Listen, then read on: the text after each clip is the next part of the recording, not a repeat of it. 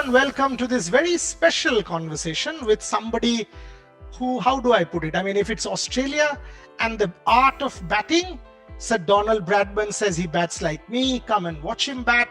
And over a period of 2 decades, think about it, at the age of 19, he gets 200s, 99 gets 100, 2003 gets a 241, 2008 once again gets 100, 2011 gets a 73 and 82, which could well become hundreds. I mean, someone who I don't think has any parallel when it comes to batting in Australia. And everyone knows that this Indian side, if it has to win in Australia, it has to bat well.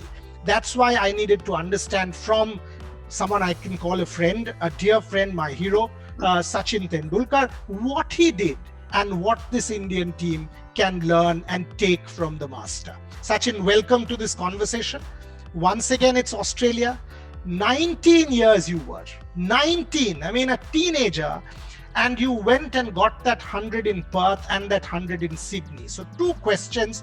Mentally, how did you prepare? Because a Prithvi Shaw, Shubman Gill, all of these are youngsters who, if they listen to this, mentally, how did you prepare? And also, what is the art of batting in Australia that you employed or used in Sydney and Perth against a lethal fast bowling attack? So let me start with my first tour of Pakistan. That was a tough tour, and it was proper bowling attack. Imran Wasim, Waqar, Abdul Qadir, Aqib Javed, I thought played just one-day matches. But that was a proper bowling attack on a green top wicket. So especially I'm talking about Sialkot match. And then from there on, we went to New Zealand. Again, there were helpful tracks, Richard Hadley, Danny Morrison. We went to England after New Zealand. So there again, a decent bowling attack. So before going to Australia, I had played quality bowling attacks. And by then, I felt I was mentally prepared because I had also got my first 100 in England. Yep. And we were able to save that game, and we kept the series alive. And that was something really, really big in my life, because for any batter, when you get your first 100, then you feel, okay, I've set the ball rolling. Now I need to continue with this.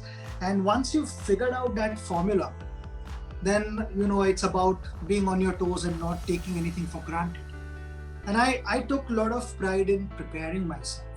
So before going to Australia, I was practicing with a rubber ball on a wet surface, so a concrete surface. So those wet rubber balls would really take off, and they would go at a reasonable pace. I would ask my friends to even throw from 17 yards. They were supposed to hit me, and those were the sessions where I felt it was a little bit out of the box. Because normally you want to get in the nets and do your normal things. I was prepared to do whatever gave me a lot of satisfaction, enjoyment, and simultaneously I was preparing. I was learning to deal with different things. Because when it comes to Australia, everyone keeps talking about how steep the bounce is, how hard the surfaces are.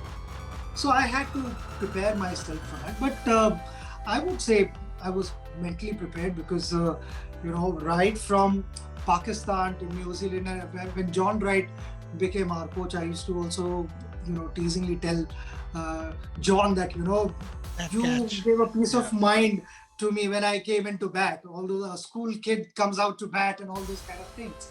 And that started from Pakistan, and it did not stop. So even when I went to Australia, I knew that the players are going to say something. But then, you choose to ignore, and when you want to respond, then you respond.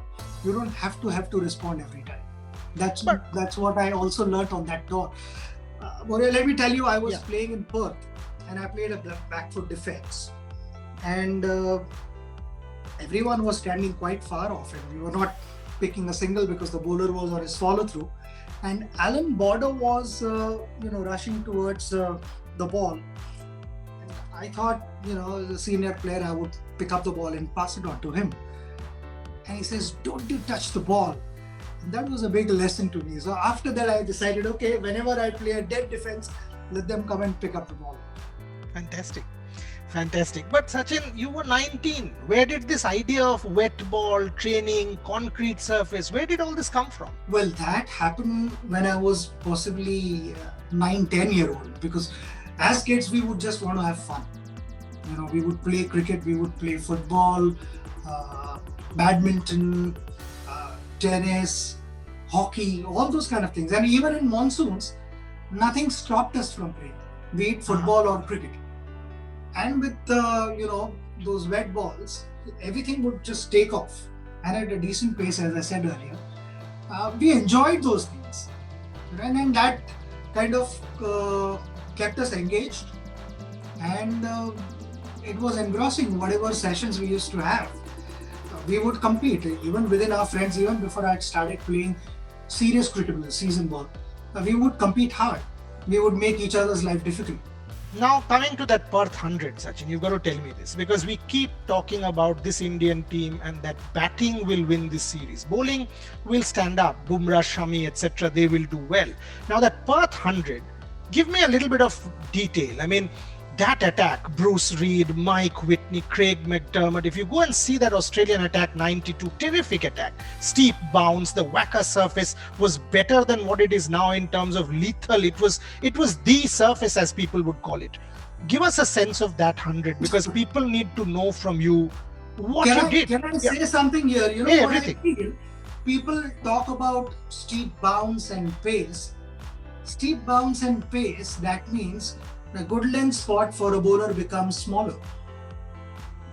It becomes that much tougher for a fast bowler to find the ideal spot.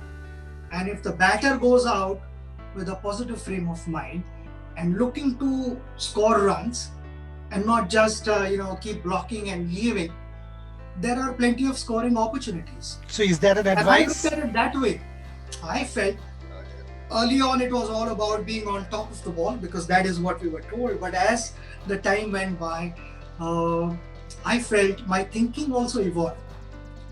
And I thought, why do you have to always get on top of the ball? When there is no third man, you can get under the ball and use their pace. So if they falter on the shorter side, then I'm going to go over gully, over slips. And even if I don't get it right, because of that pace and bounce, it's going to carry. So it was not about hitting hard, it was using their own pace and the bounce if they faltered on the shorter side. Terrific. They are pitching the ball up. I was primarily a front foot player. I enjoyed getting on the front foot. So my initial movement also in Perth or most of the bouncy tracks was always forward, and if I felt the length was short, then I would go behind and, if I had to leave the ball or play a shot or just block it, whatever, I did that. But my initial movement was always going on the front foot. So that worked for me. So it's a lot to do with your mindset. If you keep telling yourself that this is a difficult surface to bat on, it's going to get difficult. But if you feel that there is an opportunity to score runs, then there will be opportunities. Read between the lines, folks. Read between the lines. Pink ball test, Adelaide, ball will swing, all that. There is an opportunity. That's what he just said. People talked up that bowling attack, McDermott, Reid, Whitney, and you were 19. I mean, people were sledging you and talking to you and all of that.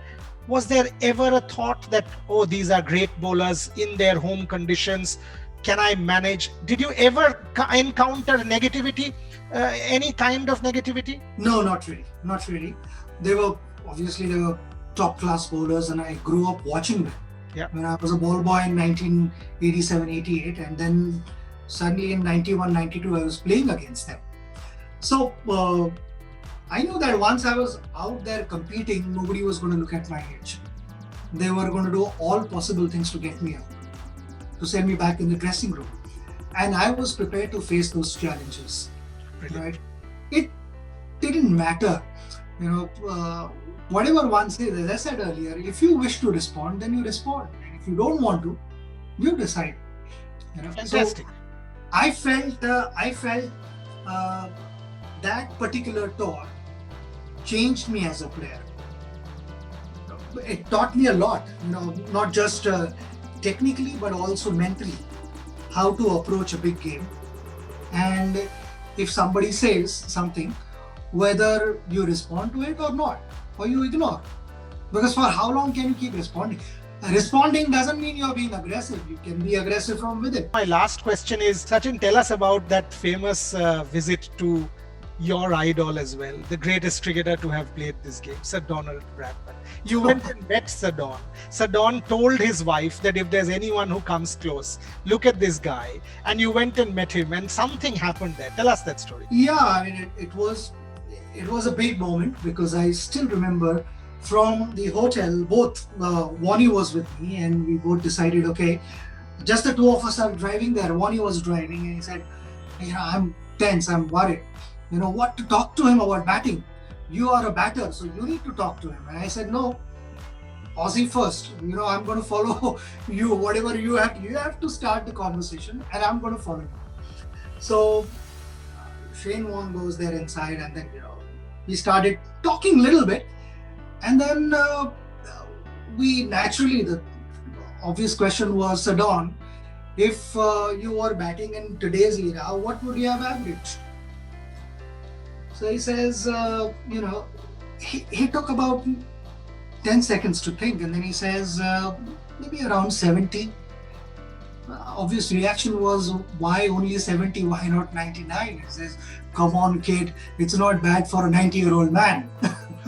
That was his response. Tremendous. So he enjoyed watching cricket, and he thought, cricket in the 90s was competitive.